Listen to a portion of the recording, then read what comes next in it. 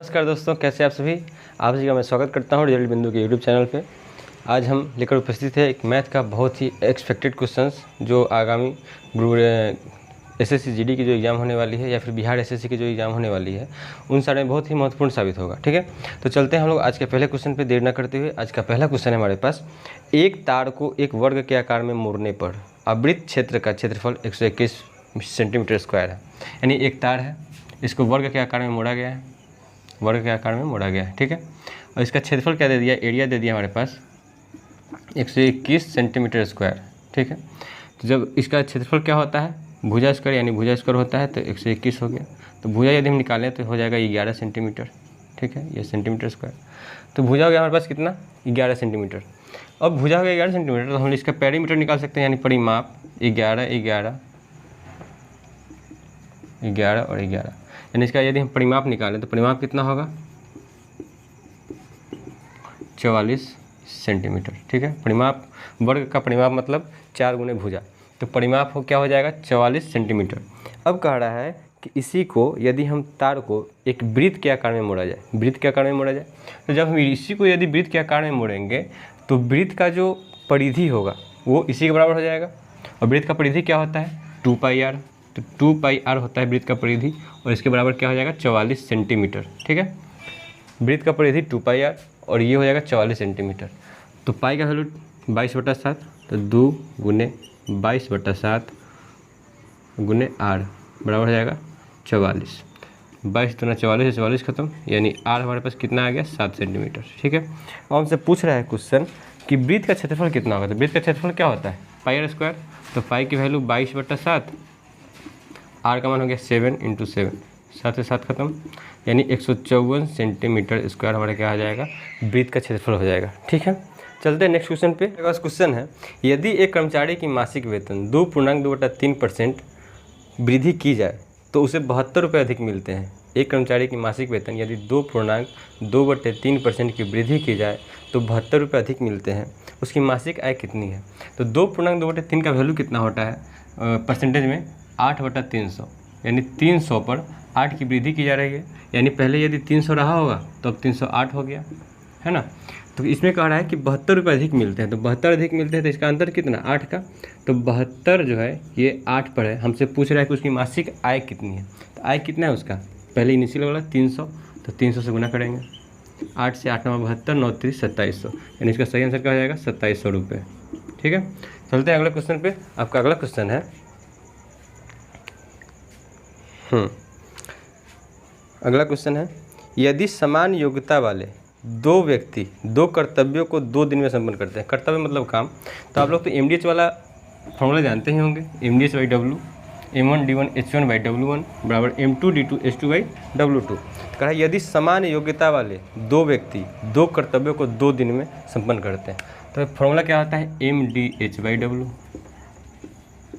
= MDH/W। ठीक है, तो कह रहा है समान योग्यता वाले दो व्यक्ति, मैन कितने हैं, 2, तो 2 दिन में कितना काम करता है, तो 2 काम करता है। हमसे पूछ रहा है कि समान योग्यता वाले 100 व्यक्ति इसी काम को, 100 कर्तव्यों को संपन्न करने में कितना समय लेंगे। तो समान योग्यता वाले यानी 100 योग्यता वाले, समान योग्यता वाले 100 व्यक्ति कितना समय लेंगे, कितना काम करने में, 100 काम करने में। 2 से 2 कैंसिल हो गया, 100 से 100 कैंसिल हो गया, यानी x का मान कितना है हमारे पास, 2, तो x बराबर 2, यानी 2 दिन ही लगेगा। ठीक है, चलते हैं आगे नेक्स्ट क्वेश्चन पे। हमारा अगला क्वेश्चन है, एक दुकानदार अपने माल को उसके क्रय मूल्य से 30% अधिक अंकित करता है। एक दुकानदार अपने माल पर उसके क्रय मूल्य से 30% अधिक अंकित करता है और किंतु बिक्री के समय 10% की छूट देता है, उसका लाभ क्या है। तो मान लीजिए कि उसका CP रहा होगा, यानी क्रय मूल्य, कॉस्ट प्राइस 100 रुपये रहा होगा, अंकित क्या कितना, 30% अधिक, मतलब अंकित क्या, वो अंकित मूल्य कितना, मार्केट प्राइस हो गया 130, यानी 30% अधिक अंकित किया तो 130 हो गया। अब कह रहा है कि इसमें ये 10% का क्या करता है, छूट देता है। 10% का छूट मतलब ये इसका 90% पर बेचा हो, 90% कितना होगा, 13,117। ठीक, तो हमारे पास पहले CP था कितना, 100, अब उसके पास कितना रुपया आ रहा है, 17, तो कितना उसको लाभ हुआ मिला, तो तो 17 रुपये का लाभ मिला किस पे, हमेशा CP पर हम लोग निकालते हैं, तो CP कितना है 100 और परसेंट में चेंज करने के लिए 100 से गुना, यानी 17% का लाभ उसको मिल गया। 17% क्या हो गया, प्रॉफिट हो गया। तो एक दुकानदार अपने माल को उसके क्रय मूल्य से 30% अधिक अंकित करता है, किंतु बिक्री के समय 10% की छूट देता है, तो उसका लाभ क्या हो जाएगा, 17% हो जाएगा। ठीक है, चलते हैं अगले क्वेश्चन पे। हमारा अगला क्वेश्चन है, अर्धवार्षिक रूप से संयोजित 20% वार्षिक चक्रवृद्धि ब्याज की दर से कितने समय में 10,000 रुपये की धनराशि 13,310 रुपये हो जाएगी। अर्धवार्षिक रूप से संयोजित, तो अर्धवार्षिक से रहता है तो हम लोग क्या करते हैं, रेट को आधा करते हैं। तो रेट हमारे पास कितना हो जाएगा, दिए हुआ है 20%, ये तो वार्षिक संयोजित है ना, तो अर्धवार्षिक में क्या हो जाएगा, ये 10% हो जाएगा, आधा हो जाएगा। ठीक है, कह रहा है कितना रुपया, तो 10,000 रुपया। 10,000 रुपया, 10,000 रुपया कितने समय में, तो इसका वैल्यू कितना आ जाएगा, 11/10 P × 1 + R/100 के पावर n, ये बेसिक है। तो कितने साल में कितना हो जाएगा, 13,310। ठीक है, अब ये इधर आएगा तो ये भाग में आ जाएगा, 0 से 0 कैंसिल, 11/10 के पावर n = 1331/1000। इसको हम लिख सकते हैं 11/10 के पावर 3। ठीक है, तो यहाँ बेस समान है, तो n का वैल्यू कितना हो जाएगा, 3, तो 3 ईयर। लेकिन हम लोग अर्धवार्षिक लिए है ना, अर्धवार्षिक में क्या होता है कि 6 महीने को हम लोग एक साल में लेते हैं, तो इसका सही आंसर क्या हो जाएगा, यानी इसको कह रहा है कि अर्धवार्षिक, अर्धवार्षिक में 6 महीने को हम लोग एक साल में लेते हैं, तो यहाँ कह रहा है कि 3 साल, तो 3 साल मतलब 6 × 3 = 18 महीना, 18 महीने का मतलब क्या हो जाएगा, 1.5 साल, तो 1.1/2 ईयर। ठीक है, ये आपका सही हो जाएगा, सही आंसर हो जाएगा 1.5 साल, ऑप्शन नंबर सी इसका सही हो जाएगा। बात को समझ गए होंगे मेरे ख्याल से कि R इसमें दिया हुआ है 20%, लेकिन कह रहा है कि अर्धवार्षिक रूप से संयोजित है, तो R हो जाएगा कितना, 10%।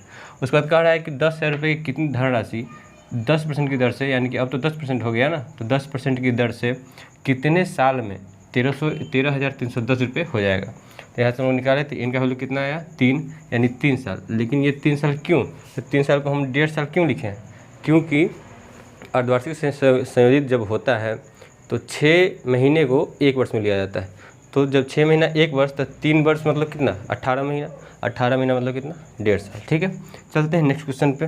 हमारा अगला क्वेश्चन है,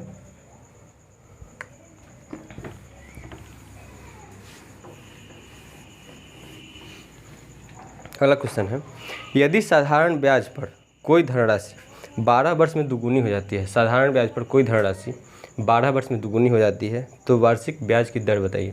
तो जब भी ऐसा क्वेश्चन रहेगा आपके पास साधारण ब्याज वाला, SI वाला, तो क्या करेंगे हम लोग, जितना गुना कहेगा उसमें से 1 घटा के उसमें 100 से गुना कर देंगे। तो कह रहा है दुगुनी, तो दुगुनी में 1 घटाएंगे तो 1 हो जाएगा, उसमें 100 से गुना कर देंगे। और कह रहा है कितने वर्षों में, 12 वर्ष में। यदि साधारण ब्याज की कोई धनराशि 12 वर्ष में दुगुनी हो जाती है, तो वार्षिक ब्याज की दर ज्ञात करें। तो जब दर निकालना हो तो जितना गुना कहे उसमें से 1 घटा के उसमें 100 से गुना कर देंगे। ठीक है, और उसमें जितना वर्ष दिया रहेगा उससे भाग दे देंगे, तो क्या निकलेगा हमारे पास, रेट निकल जाएगा।